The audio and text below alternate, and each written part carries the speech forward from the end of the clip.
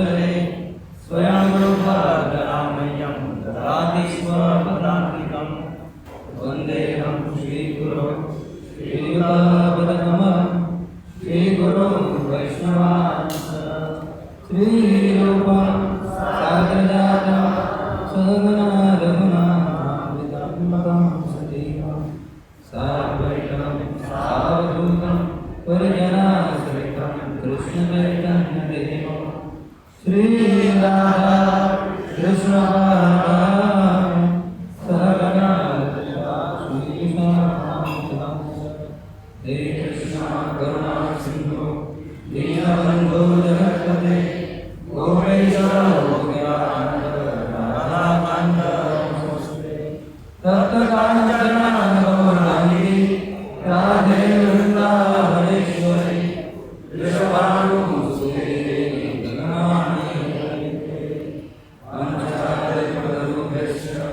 कृपासिन्धुभ्येव च पतितानां पावनेभ्यो वैष्णवेभ्यो नमः।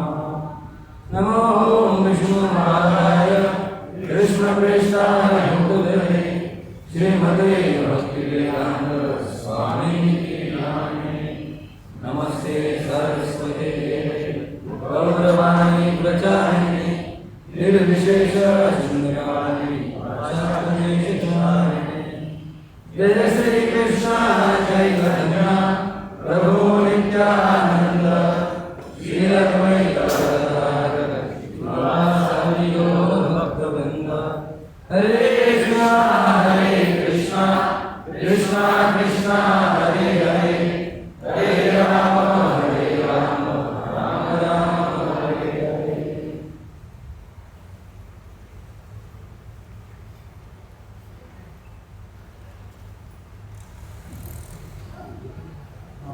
हरे कृष्ण।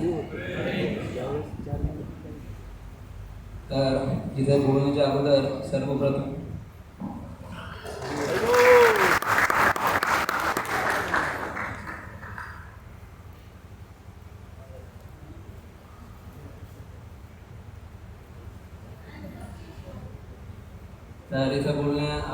सर्वप्रथम मी श्रीमान नंदवरप्रभू यांचा खूप आभार व्यक्त करू इच्छितो.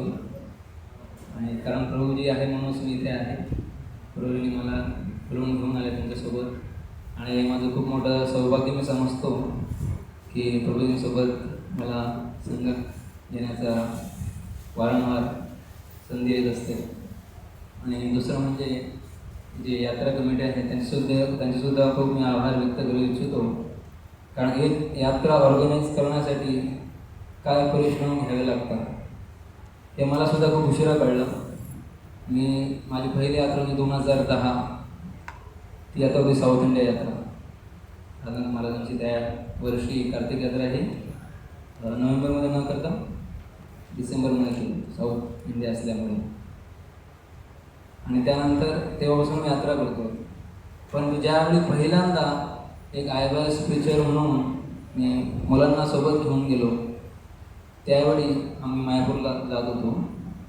आणि त्यावेळी पहिल्यांदा मी एका प्रचारकाच्या भूमिकेमध्ये सर्वांना घेऊन सोबत जायचं त्या भूमिकेमध्ये जात होतो.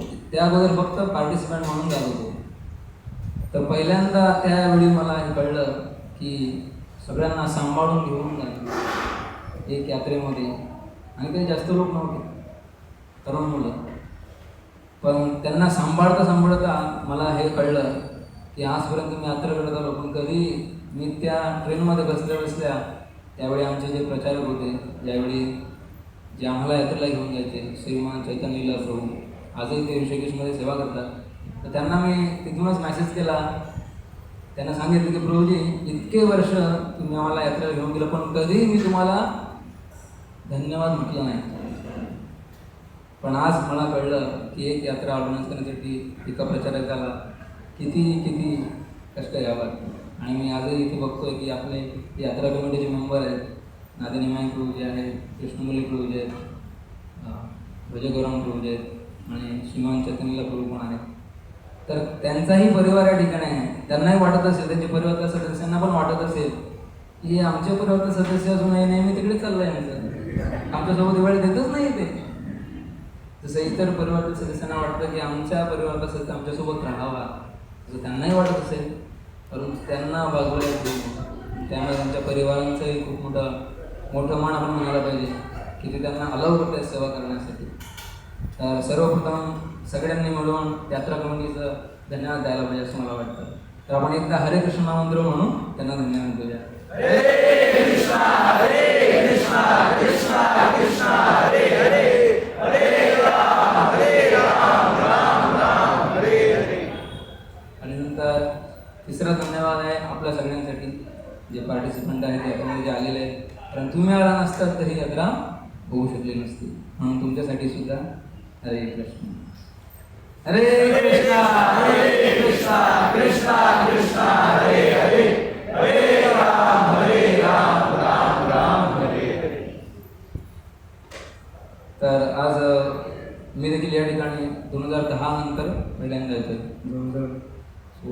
17 वर्ष होऊन गेले.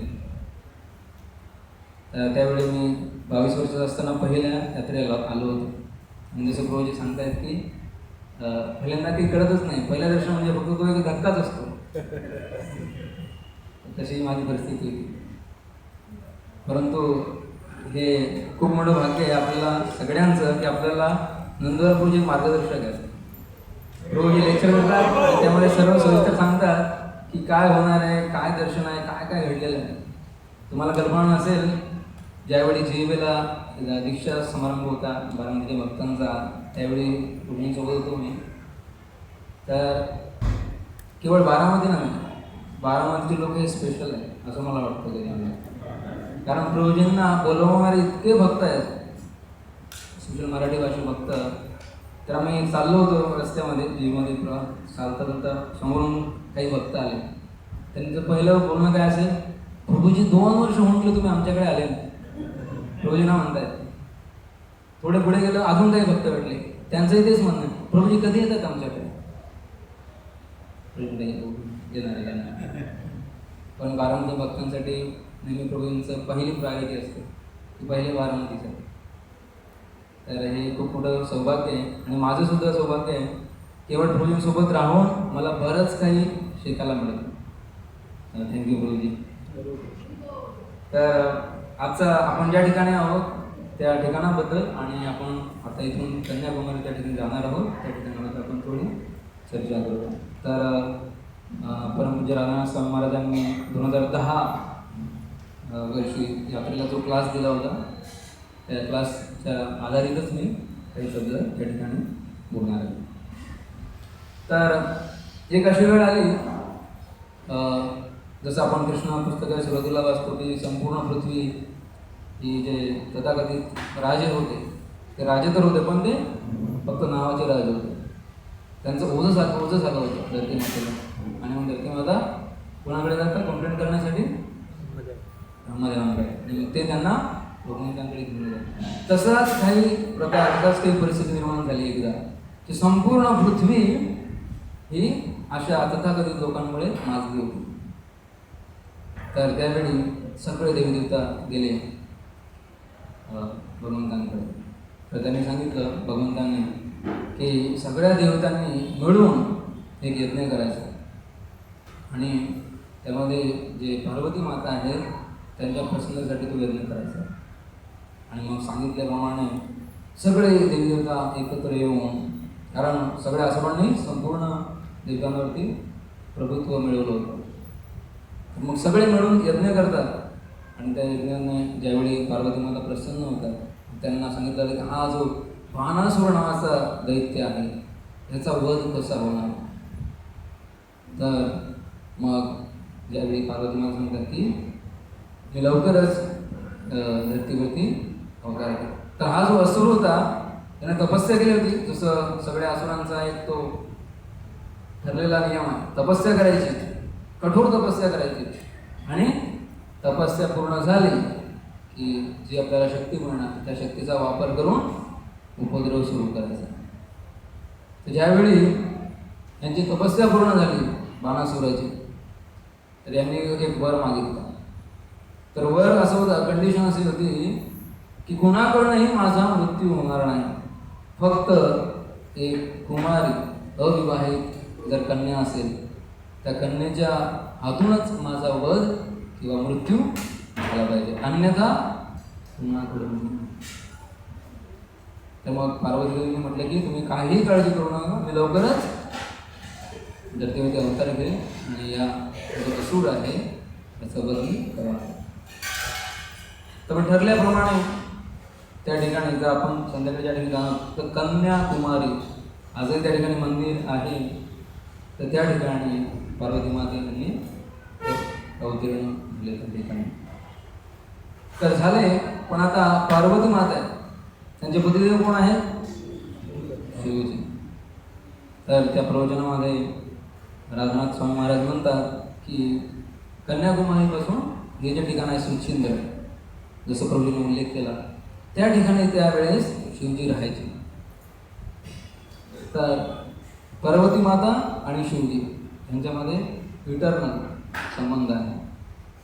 तर दोघांमध्ये आकर्षण होतं. तर ज्यावेळी शिवजींना कळलं की अरे इथे तर पार्वती देवी आलेले आहे आणि पार्वती देवी आता मोठे होत होते, तर त्यांची इच्छा झाली त्यांचे जे आराध्य आहेत त्यांना भेटण्याची. तर शंकरांनी त्यांना प्रपोज केलं, तुम्ही माझ्याशी लग्न करणार का? तर ते सुद्धा म्हटलं की हो निश्चितच करणार. पण जर लग्न झालं तर काय होईल, एक समस्या निर्माण होईल. कारण बाणासुराचा वर काय आहे की अविवाहित कन्याच माझा वध करू शकतो. मग जर का पार्वती मातेचा विवाह झाला मग त्याचा वध करू शकणार नाही. मग काय करायचं? मग अशा परिस्थितीत नेहमी कोण धावून येतं? नारद मुनी. आपण बघतो बऱ्याच वेळा. आणि त्या प्रवचनामध्ये महाराज म्हणतात की नारद मुनींना संपूर्णपणे असे विस्मयकारक कुणाच्याही डोक्याच्या पलीकडचे कार्य करण्याचा हक्क भगवंतांनी दिला. तर नारद मुनी येतात त्या ठिकाणी. मग नारद मुनी विचारतात काहीतरी युक्ती करावी लागेल जेणेकरून या दोघांचं लग्न सध्या थांबवावं लागेल, नाहीतर बाणासुराचा वध होणार नाही. मग त्यासाठी जसं प्रभूजी पण प्रवचनामध्ये सांगत होते की शिवजींचा जो वेळ असतो तो रात्री सुरू होतो. संध्याकाळपासून त्यांचे जे भूतपिशाच गण असतात ते ॲक्टिव्ह होतात. तर लग्नाची वेळ ठरली होती रात्री 12 वाजता. तर नारद मुनी काय केलं, एका कोंबड्याचं रूप घेतलं. कोंबड्याचं रूप घेऊन ती वेळ येणं अगोदरच ओरडायला लागली. आणि शंकरांना म्हटलं अरे कदाचित तुम्हाला जायला उशीर झाला वाटतं. जे ऑस्पिशियस जो मुहूर्त होता लग्नाचा तो निघून गेला. कारण कोंबडा कधी ओरडतो? पहाटच्या बाहेर. कोणाला आवाज येतो कोंबड्याचा? त्या प्रवचनामध्ये महाराज सगळ्यांना कोंबडा कसा ओरडतो तसा आवाज करायला सांगतात. आणि सगळेच पुरुष मंडळी स्त्री मंडळी दोघेही आवाज काढतात. आणि महाराज म्हणतात नो डिस्क्रिमिनेशन. दोघेही चांगला आवाज काढतात. तर अशा प्रकारे नारद मुनीने आवाज केल्यामुळे काय झालं, शंकरांना असं वाटतं की अरे मुहूर्त कळला म्हणजे आता मी जाऊ शकत नाही. तर ते परत फिरतात. तर महाराज प्रश्न देतात की हे कसं शक्य आहे. म्हणून मला आताच आपण शंकरांबद्दल चर्चा केली की ते विष्णूपासून जवळजवळ अभिन्न आहे. मग त्यांना कळलं नाही का की नारद मुनींची ही युक्ती आहे म्हणून? महाराज हो कळलं. पण पार्वती देवींना त्या दैत्याचा वध करायचा म्हणून त्यांना नाही कळलं आणि म्हणून ते परत फिरले. इकडे पार्वती माता वाट बघताय, अरे अजून आले नाही ते, मला प्रॉमिस केलं येणार म्हणून अजून आले नाही. तर वाट बघतायत सकाळ झाली. तर तिथे लग्नाचं साहित्य होतं, जे काही मेजवानी बनवली होती सगळी तशीच्या तशी होती. त्यांना खूप प्रचंड राग आला पार्वती मातेने. त्यांनी काय केलं, सगळी ती अन्न सामग्री होती ती समुद्राकडे फेकून गेली. आणि असं म्हणतात की आजही समुद्रकिनारी जी शंखशिंपले जे आहेत ते त्या सामग्रीचा तो भाग आहे. हां, रंगीबिरंगी त्या ठिकाणी शंखशिंपले आपल्याला पाहायला मिळतात. तर ते उरलेला जो भाव होता लग्नाचा मेजवानीचा ते साहित्य त्या ठिकाणी बघायला मिळतं. तर दरम्यान काय झालं की हा जो बाणासुर होता याला पण कळलं की इथे एक अविवाहित सुंदर कन्या आहे म्हणून. तर बाणासुर पण आला त्या ठिकाणी बघायला की कोण कन्या आहे. आणि बाणासुराने पण पार्वती देवींना जे अविवाहित कन्याच्या रूपामध्ये होतात त्यांना प्रपोज केलं की तुम्ही माझ्याशी लग्न करा.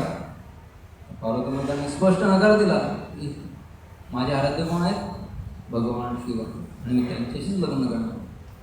आणि मग त्यावेळी दोघांमध्ये युद्ध सुरू झालं.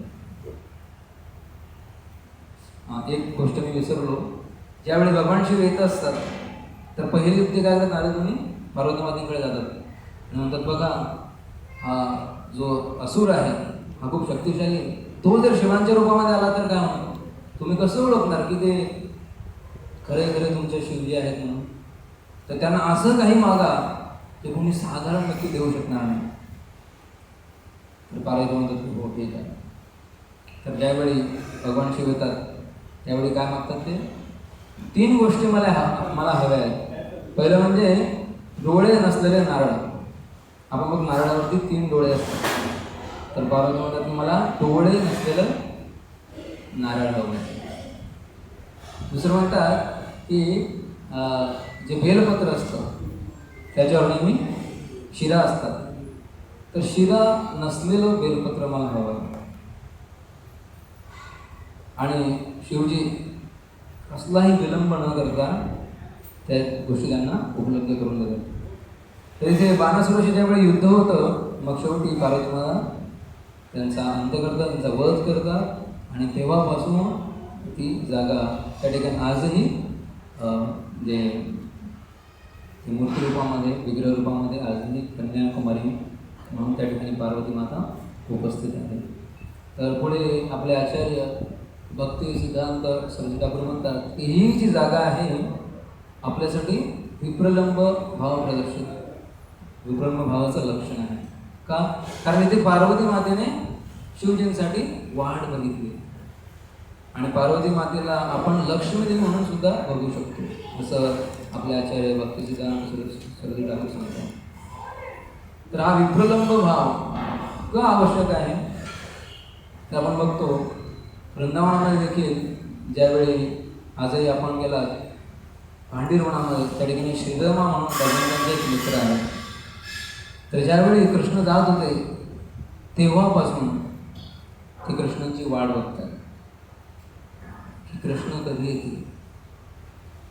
आणि ज्यावेळी चैतन्य महाप्रभू वृंदावनाला जातात तेव्हा चैतन्य महाप्रभू स्वतः जे कृष्ण आहे ते भांडीरवनामध्ये जातात आणि त्या ठिकाणी जे श्रीरामाचे विग्रह आहेत त्यांना जाऊन आलिंगन करतात आणि जणू काही त्यांना सांगतायत की तू इतकी वर्ष वाट बघितली माझ्यासाठी, आता मी आलो. अजून आपण बघतो गोवर्धन परिक्रमा करताना त्या ठिकाणी एक लोटापावा म्हणून एक जागा आहे, ते सुद्धा भगवंतांचे एक मित्र होते आणि त्यांनी सांगितलं की तू आल्याशिवाय, त्यावेळी कृष्ण निघतायत वृंदावनातून मथुरेला जाण्यासाठी, म्हणतात की तू परत आल्याशिवाय मी काही खाणार नाही. तर तेव्हापासून वाट बघतायत. परंतु महाराज म्हणतात की त्यांचा विग्रह जर तुम्ही बघितला तर ते चांगले धष्टपुष्ट आहे. तर म्हणतात की भगवंतांच्या विप्रलंबामध्ये म्हणजे वाट बघण्यामध्ये पण त्यांना त्यांचं पोषण मिळतं. जर आपला प्रिय व्यक्ती आपल्या जवळ असेल तर ठीक आहे, ती चांगली गोष्ट आहे. परंतु प्रिय व्यक्ती ज्यावेळी आपल्या डोळ्यांसमोर नसतो तर त्यावेळी त्याची आपल्याला जास्त आठवण येते. जसं आपल्या जीवनामध्ये नेहमी सुख जन्म झाल्यापासून सुख आहे, तर अशा व्यक्तीला सुखाची किंमत नाही आहे. पण जो व्यक्ती गरिबीतून बाहेर आलेला आहे आणि ज्यावेळी त्याला सुख मिळालं तर त्याला त्या सुखाची किंमत असते. तर म्हणून हा विप्रलंब भाव का आवश्यक आहे? मिलन आणि वियोग दोन गोष्टी. तर भगवंत सुद्धा वृंदावनाहून मथुरेला का गेले? त्यामध्ये एक कारण असं होतं की वृंदावनावासी जे प्रेम होतं भगवंतांप्रती ते अजून वृद्धिंगत करण्यासाठी भगवंत त्यांना सोडून गेले. तर नेहमी तिथेच राहिले असते तर ठीक आहे, तर भगवंतांचं प्रेम आहेच, परंतु ज्यावेळी भगवंत गेले त्यावेळी ते प्रेम अजून पराकाष्ठेला पोहोचतो. आणि म्हणून भगवंत सुद्धा म्हणतात की जे वृंदावनवासी आहेत त्यांच्या प्रेमाची परतफेड मी करू शकत नाही. जे गोपी आहेत त्यांची सुद्धा प्रेमाची परतफेड मी करू शकत नाही. तर म्हणून हा विप्रलंब जो भाव आहे हा आवश्यक आहे. सर्व्हिसिंग सेपरेशन असं त्याला महाराज म्हणतात. अजून या ठिकाणापासून जवळच एक गाव आहे, एक ठिकाण आहे शिवबेलीपुत्तूर. तर त्या ठिकाणी भगवंतांचे एक विशेष विग्रह आहेत. त्यांचं नाव आहे श्री वटपत्रशाही. आपण बघतो वर्णन आहे आपल्या शास्त्रांमध्ये की ज्यावेळी प्रलय झाला होता मार्कंडेय ऋषी त्यावेळी त्या प्रलयामध्ये गटांगळ्या खात होते आणि त्यांना कळत नव्हतं की हा प्रलय कुठे, असा अंत कुठे होणार. आणि त्या परिस्थितीमध्ये असताना त्यांना एका वटवृक्षाजवळ, वटवृक्षाच्या पानावरती एक सुंदर बालक झोपलेलं असतं. आणि त्या बालक कशा परिस्थितीमध्ये होतं?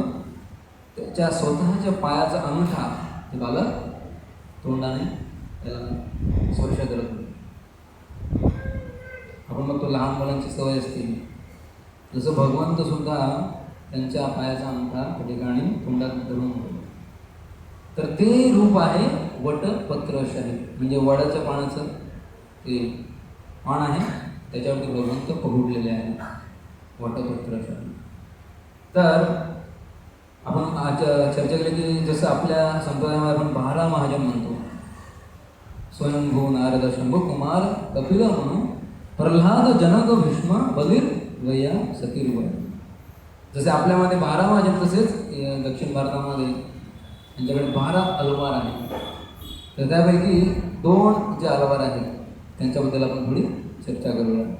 तर हे जे गाव होतं वटपत्रशाही श्री वेल्लुपुत्तूर, तर त्या ठिकाणी एक ब्राह्मण कुटुंबामध्ये एक मुलगा जन्मला. त्याचं नाव होतं विष्णुचित्त. तर लहानपणापासून भगवंतांप्रती अमाप आकर्षण, भगवंतांची सेवा करण्याचे तसे संस्कार पण आईवडिलांनी दिले होते. तर लहानपणापासून त्यांचं एकच कार्य आणि मनामध्ये एकच इच्छा की माझे जे भगवंत आहे त्यांना मी काय करणं, हे पुष्पमाला बनवून त्यांना अर्पण करणं, बस, यापेक्षा मला काही नव्हतं. आणि काही दिवसांपूर्वीच राधाकृष्ण मंदिरामध्ये राधानंद महाराजांनी जे गार्लँड मेकिंग टीम आहेत, ज्या माताजी रोज एकत्र येऊन भगवंतांसाठी पुष्पहार बनवतात, त्यांच्यासाठी एक प्रवचन घेतलं. त्यामध्ये महाराज सांगतात की आपण बघतो इतर ज्या सेवा आहेत, जसं कोणी आरती अर्पण करतोय, कोणी भगवंतांची ड्रेसिंग करत आहे, तर ह्या सर्व सेवांमध्ये आपण जर बघितलं की जे भगवंतासाठी पुष्पहार अर्पण केला जातो, तो पुष्पहार किती वेळ भगवंत परिधान करतात. जवळजवळ घातल्यापासून, जसं आपण मंदिरात बघितलं तर 7:45 दर्शनार्थी होते, 7:45 वाजता, तेव्हापासून भगवंताने तो हार परिधान केला. तर रात्रीच निघतो तो हार, त्यावेळी शयन दर्शन होतं आणि भगवंताचं पुन्हा एकदा ड्रेसिंग होतं. आणि इतर मंदिरामध्ये डायरेक्ट दुसऱ्या दिवशी सकाळी, जिथे जर शयन दर्शन होत नसेल तर इतका वेळ भगवंत ती माळा परिधान करून ठेवतात.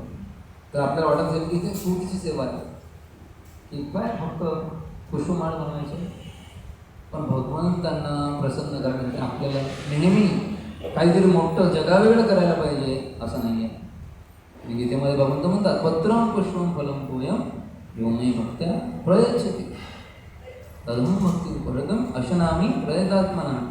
तर प्रेमपूर्वक जर कोणी मला पत्र पुष्प आणि पाणीसुद्धा अर्पण केलं तरी सुद्धा मी आनंदी, तरी मी समाधानी. तर तसेच हे जे विष्णुचित्त होते यांची एकच इच्छा की भगवंतांसाठी पुष्पहार बनवायचे आणि ते अर्पण करायचे.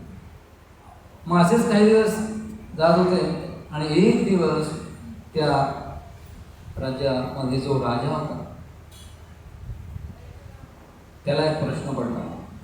राजा लोकांना असे प्रश्न पडत असतात जगावेगळे, आणि मग त्याचं जर उत्तर नाही मिळालं त्यांना तर ते काही करू शकतात. तर असे राजा होते. त्यांच्या दरबारामध्ये एक दिवशी हेच जसं रामचंद्र वेश बदलून प्रजेमध्ये जायचे बघण्यासाठी की काय चाललं प्रजेमध्ये, सध्या काय वातावरण आहे, तसेच हे राजासुद्धा काय करायचे, वेश बदलून प्रजेमध्ये राहायचे हे बघण्यासाठी की काय चाललंय. तर एक दिवस फिरता फिरता त्यांना एक त्या ठिकाणी एक वृद्ध व्यक्ती दिसते आणि त्यांच्याशी बोलता बोलता त्या व्यक्तीने यांना सांगितलं की तुम्ही काय करताय, म्हणे काही. तर त्यांनी सांगितलं जसं व्यक्ती 8 महिने काम करून 4 महिने आरामात जातील असा विचार करतो, की 8 महिने मी काम करणार, 4 महिने पावसाळ्याचे दिवस असतात त्यावेळेस मी थोडंसं आरामदायी जीवन जगणार. आपल्याकडे पहिले असंच व्हायचं, आता ते होत नाही, पण पूर्वी असं व्हायचं की 8 महिने लोक व्यवस्थित काम करायचे. आणि चातुर्मास असला म्हणजे काय, कुठे ट्रॅव्हलिंग वगैरे करू शकत नाही, तर एका ठिकाणी बसून भगवंतांचं भजन करायचं. तर असेच हे जे साधू याला सांगतायत राजांना की 8 महिने व्यक्ती काम करतो का, कारण 4 महिने आरामात जाण्यासाठी. आणि दिवसभर व्यक्ती काम करतो का, कारण रात्र सुखरूप रात्री चांगली झोप द्यावी यासाठी.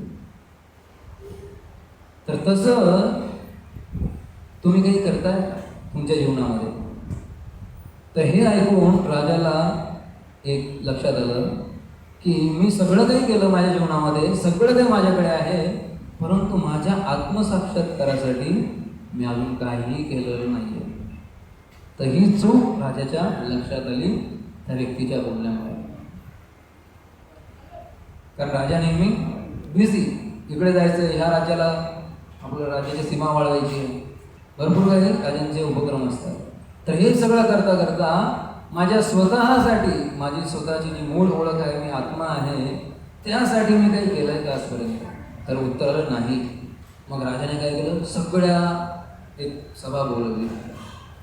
सभेमध्ये सगळ्या जे त्याचे मंत्री उगण होते, जे काही ऋषी पंडित असतील, त्यांना बोलवलं आणि हा प्रश्न समोर ठेवला की मी आत्मसाक्षात्कारासाठी काय करायला पाहिजे, याचं उत्तर मला कोण देणार? तर जे मंत्री होते त्यांनी विचार केला, असं करूया, आपल्या या संपूर्ण प्रदेशामध्ये जेवढे मोठे मोठे विद्वान असतील त्यांना बोलूया आणि त्यांच्याकडून ऐकूया की आत्मसाक्षात्कार करायचं असेल तर त्यासाठी काय करायला पाहिजे. तर ही बातमी सगळीकडे पसरली की राजाने बोलवलंय आणि प्रश्न काय की आत्मसाक्षात्कार करायचा असेल तर काय करायला पाहिजे. आणि इकडे जे विष्णुचित्त होते त्यांच्या स्वप्नामध्ये भगवंत येतात आणि भगवंत म्हणतात की माझं एक काम करायचं आहे तुला. विष्णुचित्त म्हणतात काय करायचं आहे? म्हणे बघ तो राजा आहे, त्या ठिकाणी तुला जायचं आहे आणि बोलायचं. तर ते ऐकता क्षणी विष्णुचित्त म्हणतात, हो भगवंता काय करताय, आजपर्यंत मी कुठे काही बोललो नाही, माझी सेवा काय, फक्त पुष्पमाळ बनवायची आणि तुम्हाला अर्पण करायचं. आणि तिथे मोठमोठे पंडित असतील सभेमध्ये, त्यांच्यासमोर माझा कुठे निभाव लागणार आहे.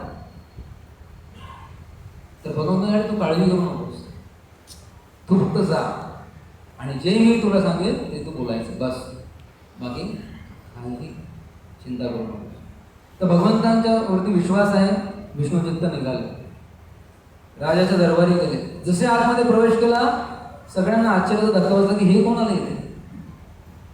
कारण यांचा वेश वगैरे पंडितासारखा नव्हता, विद्वानासारखा नव्हता. आणि त्या ठिकाणी सभेत मोठमोठे पंडित बसले. आपण श्रीरंगामध्ये पण ती कथा ऐकली की ज्यावेळी चतुर महाप्रभू श्रीरंग नक्षत्रात पोहोचले, एका ब्राह्मणाला त्यांनी बघितलं जे गीता वाचण्याचा प्रयत्न करत होते आणि त्यांना ती वाचता येत नव्हती, म्हणून बाकी पंडित त्याची चेष्टा करत होते, अवहेलना करत होते की हे बघा वाचता येत नाही याला. तशीच काही परिस्थिती होती विष्णुचित्त यांची. प्रवेश केला सभेमध्ये, सगळ्यांनी विचारलं, अरे रस्ता चुकलास का तू आज, इथे कसा आलास? पण नंतर ते आल्यानंतर ज्यावेळी त्यांनी बोलायला सुरुवात केली त्यावेळी सगळे अवाक झाले आणि त्यांच्या समोर दुसरे जे उपस्थित पंडित होते काहीही बोलू शकले नाही. आत्मसाक्षात मनुष्य जन्मामध्ये कसा करायचा या प्रश्नाचं उत्तर जे विष्णुचित्त यांनी दिलं तसं कोणीही देऊ शकलं नाही. आणि राजाला ते पटलं देखील. आणि लगेच राजाने आदेश सोडला. काय आदेश सोडला की आत्ताच्या आत्ता आपण याची मिरवणूक काढणार आहे. आणि त्यावेळी हत्ती वगैरे उपलब्ध होते, तर हत्तीवरती मिरवणूक काढण्यासाठी आदेश दिला. जसा राजाने आदेश दिला सगळे एकत्रच कामाला लागले आणि त्या ठिकाणी लवकरच मिरवणूक सुरू झाली. विष्णुचित्त जे आयुष्यामध्ये कधी घोड्यावर बसले नाही त्यांना हत्तीवर बसवलं गेलं आणि त्यांची संपूर्ण राज्यामध्ये मिरवणूक काढतात. हे सगळं चालू असताना भगवंत जे वैकुंठामध्ये त्यांना सुद्धा इच्छा झाली की माझा जो भक्त आहे त्याला आज वेळा मान सन्मान मिळतोय, मलाही बघायचं. तर इतर देवता त्या ठिकाणी आलेच, पण भगवंतही आकाशातून बघायला आले की विष्णुचित्त कसा दिसतोय. आणि हे सगळं चालू असताना विष्णुचित्तचं लक्ष गेलं वरती आकाशाकडे. बघितलं तर अरे इथे तर माझे भगवंत आहेत. आता यांची प्रतिक्रिया काय असावी? त्यांना आनंद व्हायला पाहिजे, दुःख व्हायला पाहिजे की चिंता व्हायला पाहिजे? विष्णुचित्त यांच्या मनामध्ये विचार आहे की भगवंत तुम्ही इथे कशासाठी आले? या भौतिक जगामध्ये तुम्ही काय करताय? हे भौतिक जग तुमच्यासाठी नाही. आणि विष्णू चित्त भगवंतांचं चांगलं हो. जसं आई वडील मुलांना आशीर्वाद देतात ना नेहमी. मुलगा कितीही मोठा झाला जरी तो देशाचा पंतप्रधान जरी झाला तरी आई त्याला म्हणणार काळजी घे. तसंच काही या ठिकाणी घडत आहे. भगवंत या संपूर्ण सृष्टीचे रक्षण करत आहे, परंतु विष्णुचित्त भगवंतांचं रक्षण हो असा आशीर्वाद देतो. आपण वृंदावनामध्ये पण असंच बघतो. यशोदा मैया यांचा नेहमी काय मूड असतो, माझ्या मुलाला काही झालं नाही पाहिजे. आणि नेहमी ते नको ज्या ज्या गोष्टी शक्य असतील तेवढ्या करत असते. कशासाठी? कृष्णाला काही झालं नाही पाहिजे, कृष्ण हा नेहमी दष्टपुष्ट राहिला पाहिजे. तर तसाच भाव आहे इथे विष्णुचित्त यांचा. आणि म्हणून भगवंतांना आशीर्वाद देता येते की नाही तुमचं संरक्षण म्हणून. आणि मग तुम्ही इथे कशासाठी आले? तर ही भगवंतांना नेहमी काय वाटतं, भगवंतांना वाटतं की माझा जो भक्त आहे त्याचा गुणगौरव कसा झाला पाहिजे, आणि भक्ताला वाटतं की माझ्या भगवंतांना गुणगौरव कसा झाला पाहिजे. आणि दोघांमध्येही कॉम्पिटिशन चालू असते, शर्यत चालू असते. तर या ठिकाणी भगवंतांनी सगळं काळ घडवून आणलं, कारण विष्णुचित्त यांचा महिमा काय संपूर्ण जगाला दाखवायचं होतं. तर पुढे काही दिवसानंतर असंच बागेमध्ये काम करत असताना त्यांच्या बागेत तुळशीची बाग होती. तिथेही काम करता करता त्यांना एक कन्या मिळाली. त्या ठिकाणी बौद्ध काम करत असताना, जसं आपण रामायणामध्ये ऐकतो जनक महाराजांना शेतामध्ये नांगर चालवत असताना सीतामाई मिळाली. तसंच या ठिकाणी विष्णुचित्त यांना एक छोटी बालिका मिळाली. तर त्यांनी मुलगी म्हणून स्वीकार केला आणि तिला वाढवू लागले. तर ही जी मुलगी होती विशेष होती. तिचंही लहानपणापासून भगवंतांप्रती आकर्षण. तर जशी ती मुलगी मोठी होऊ लागली ती सुद्धा भगवंताच्या सेवेमध्ये नेहमी असायची. तिचं नाव आहे दिलं अंडाल. तर संपूर्ण 12 अलवारमध्ये एकच स्त्री आहे आणि ती आहे अंडाल. तर ही जी मुलगी आहे जशी मोठी होऊ लागली तर एक दिवस एक विशेष घटना घडली. विष्णुचित्त जे हार बनवायचे, जे पुष्पमाला बनवायचे, तर ही मुलगी काय करायची, पहिले ती स्वतः परिधान करायची आणि मग तिथं वरून एखादी विहिरीच्या जवळ जाऊन बघायची पाण्यामध्ये की मी आता कशी दिसते, आणि मग ती हार भगवंतांना अर्पण करायची. तर हे विष्णुचित्तांना माहीत नव्हतं, पण एक दिवस त्यांना हे दृश्य दिसलं की त्यांची मुलगी काय करते. तर त्यांना प्रचंड राग आला की हे तू काय करतेस. तर त्या दिवशी त्यांनी जे अंडाल यांनी घातलेले जे हार होते ते भगवंतांना दिले नाही. की आता असं कसं होऊ शकतं, एखाद्या व्यक्तीने परिधान केलेला हार आपण भगवंतांना अर्पण नाही करू शकत. आणि म्हणून त्या दिवशी त्यांना खूप पश्चाताप झाला की माझ्या मुलीने हे काय केलं. आणि त्या दिवशी भगवंतांना त्यांनी ते हार अर्पण केले नाही. रात्री स्वप्नामध्ये भगवंत आले. भगवंत म्हणते अरे कुठे आहेत माझे हार, आज मला हार नाही अर्पण केले तू. म्हणे भगवंता नाही, आज तुम्हाला हार अर्पण करू शकतो नाही, मला क्षमा करा, कारण माझ्या मुलीने ते हार परिधान केले होते. तर भगवंत म्हणतात ते दुसरं मला काही माहीत नाही, मला तुमच्या मुलीने परिधान केलेलेच हार हवे आहेत. भगवंतांचे आज्ञा. मग रोज काय करायचे, ते हार बनवायचे, अंडाल यांच्याकडे द्यायचे, परिधान करायचे आणि मग तो हार भगवंतांना जाऊ लागतो. तर अशा प्रकारे आता नित्यक्रमाने सुरू झालं. तर ज्यावेळी अंडाल यांचं अजून वय थोडं मोठे झालं आणि त्यांचं विवाह योग्य वय झालं, त्यावेळी विष्णुचित्त यांना चिंता पडली की आता मुलीचं लग्न करायला पाहिजे. तर मुलीला विचारलं तुझी काय इच्छा आहे.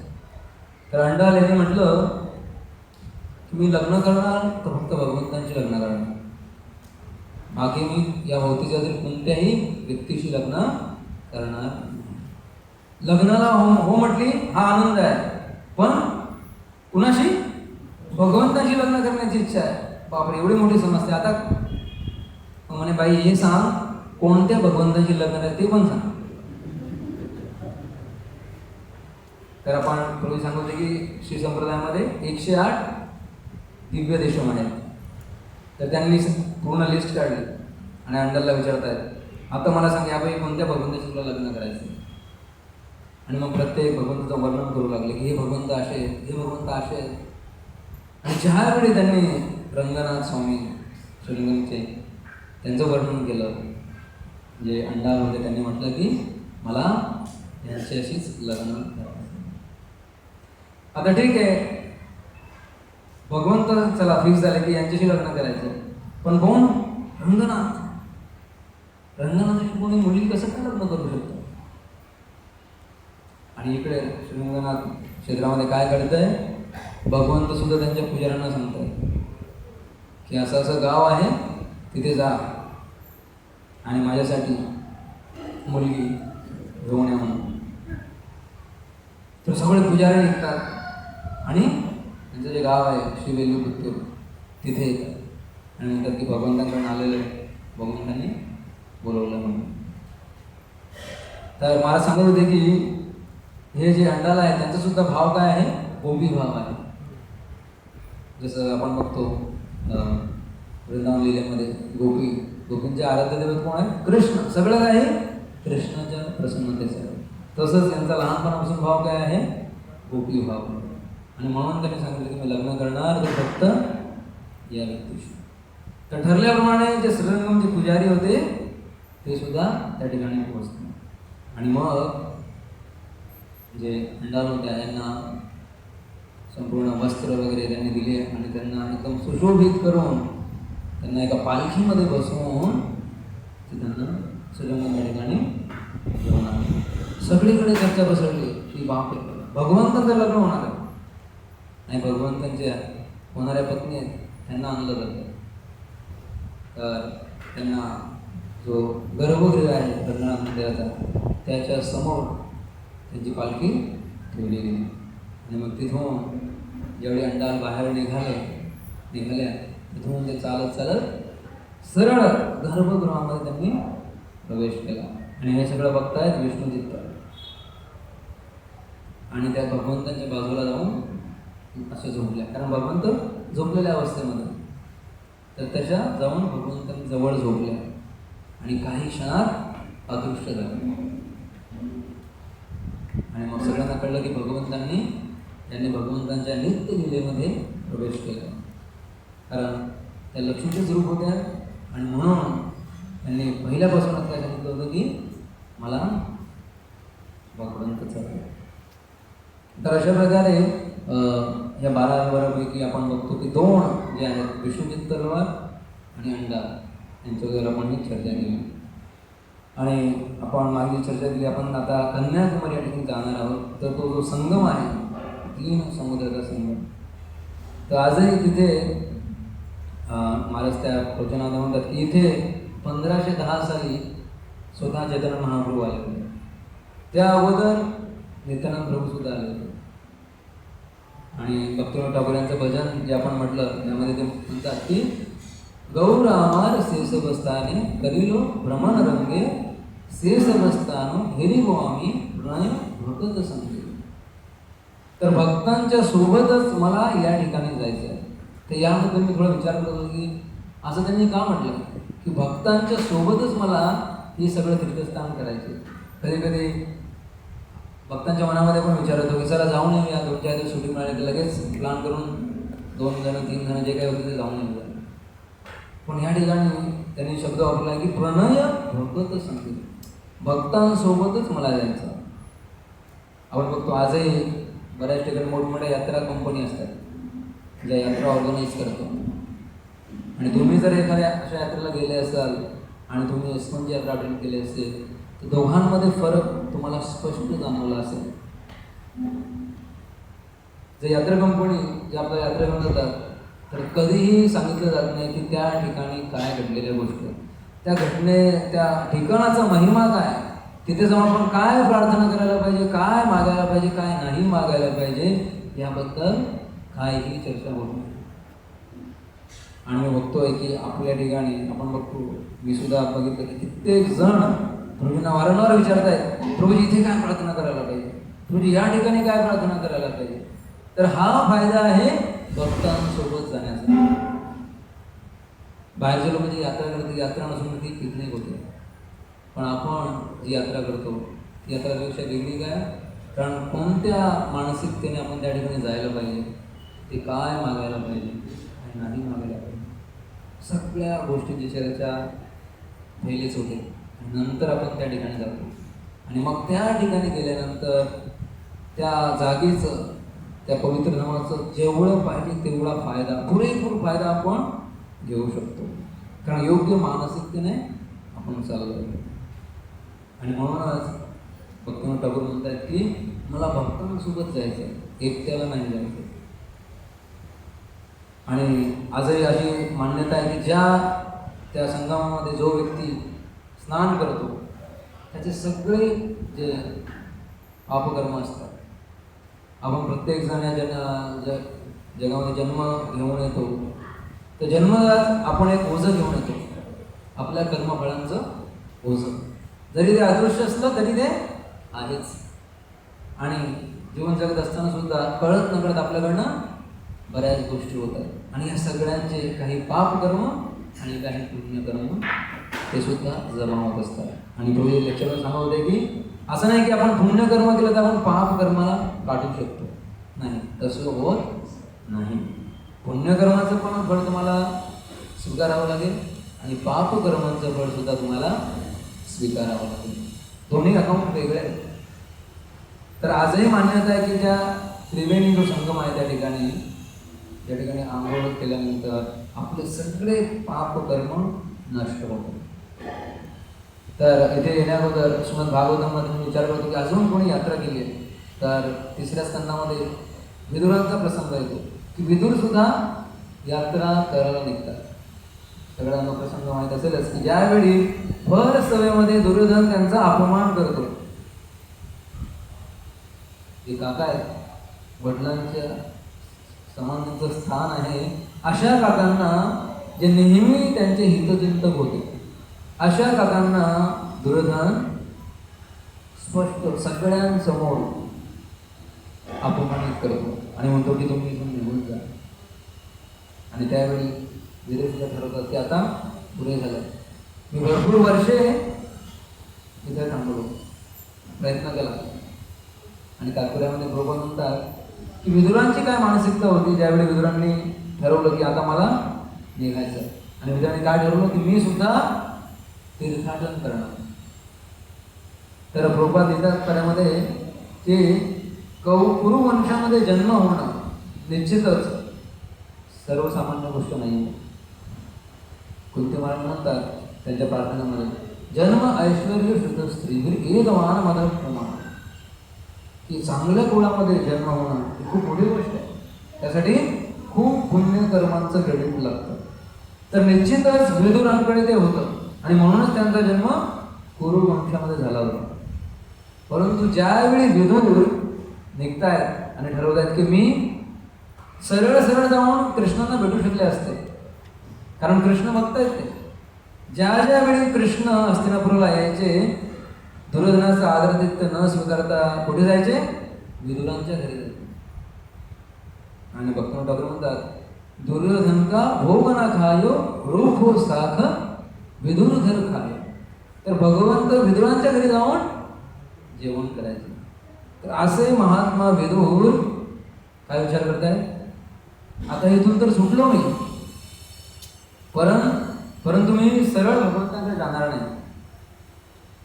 त्यांची मानसिकता आहे, त्यांच्या मनामध्ये विचार आहे की ह्या कौरवांचा संघ मी इतके वर्ष केलाय, कौरवांचं मीठ खाल्लंय, तर म्हणून माझे पुण्यकर्म नष्ट झाले आणि पापकर्म खूप वाढले. तर मला सुद्धा त्या पापकर्मांना नष्ट करायचं, स्वतःला शुद्ध करायचं आणि त्यानंतरच मी भगवंतांकडे जाईल. आणि म्हणून अशा मानसिकतेने विदुरासारखे व्यक्ती जर असा विचार करू शकतात की मला शुद्धीकरणाची गरज आहे, तर मग आपल्याला त्या व्यक्तीने कसा विचार करायला लागेल. तर विदुर अशा मानसिकतेने तीर्थाटन करायला निघतात आणि त्या ठिकाणी वर्णन आहे कशा प्रकारे तीर्थाटन करता येतं. कौरवांचे वरिष्ठ सल्लागार आहे. किती ओळख असेल त्यांनी, किती प्रसिद्ध असेल त्यांना, सगळे त्यांना ओळखत असते. परंतु अशा प्रकारे तीर्थाटन करतात की कोणीही त्यांना ओळखू शकत नाही. सर्वसाधारण वेश परिधान करून आणि वर्णन येते की एका कुंडामध्ये स्नान करतात आणि तिथून पुढे निघतात. जोपर्यंत अंग सुकत नाही तोपर्यंत पुढचं कुंड त्या ठिकाणी येतं, अजून एक तीर्थक्षेत्र त्या ठिकाणी येतं. परत तिथे आंघोळ करतात, परत पुढे निघतात. सोबत टॉवेल वगैरे नाही वापरत, कारण लगेच एक तीर्थस्थळ येतं.